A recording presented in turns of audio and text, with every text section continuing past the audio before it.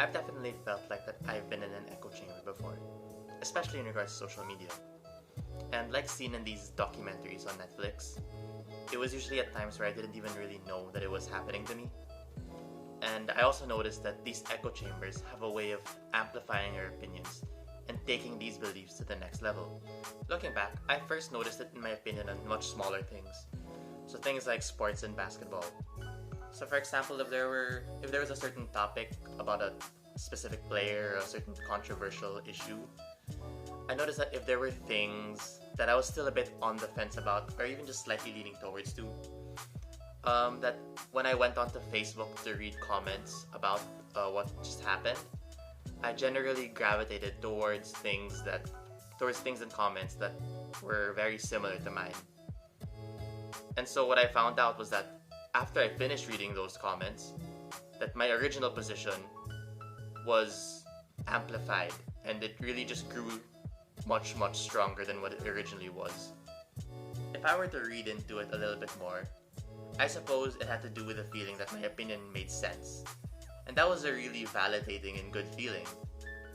Or even, aside from that, even just knowing that I wasn't alone in my opinion, and that a lot of people share it too, and that it made sense. So obviously, like I said, my feelings and inclinations towards that certain position grew a lot stronger. And I think at that point I was just already stuck in an echo chamber, and I was constantly surrounded by people who were like me and who had the same opinion as me. So essentially I closed myself off from the possibility that the other side of the argument could be just as plausible and valid. And I think that realization really came to me after I watched The Social Dilemma, because it really made me think about the media I was consuming and how it could really affect the way I see things and how it could affect my belief system as well. What was more dangerous though was when I realized that it was actually happening to other things as well, such as my political beliefs and things that I really deeply believed in. So of course, after seeing both the documentaries, it really made me think hard about everything. It made me question the things I believed in, and if I really believed in it because I thought they were right, or if it was just because of social media and the people that I was surrounded by, you know. So in general, I think I was just a bit in awe and disbelief. And it was just kind of crazy to think about how social media can have such a powerful impact on politics, elections, and literally any relevant topic that's happening. It really made me think hard about the things that I subscribe to in life. It made me think about if I was really in control, or if everything was just a product of what social media and other advertisers were trying to sell me. And at the end of the day, it was just mind-blowing to think about how social media, you know, something that we use every single day, is such a powerful tool.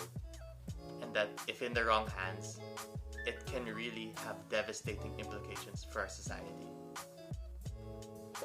I think what I would have to do individually, especially when it pertains to important issues, is that I should try to just distance myself from other opinions as much as possible.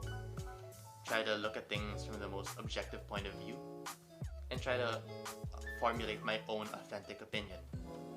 You know, so at least by doing this, when I eventually do see other people's opinions and takes on a topic, I won't be as easily influenced or affected by it anymore. And although I know that eventually, you know, my opinion may change, and probably even due to other people's opinions or echo chambers, I'll be sure that whatever opinion I'll have will be founded upon what I really did truly believe in, and not based upon what someone else wanted me to believe in.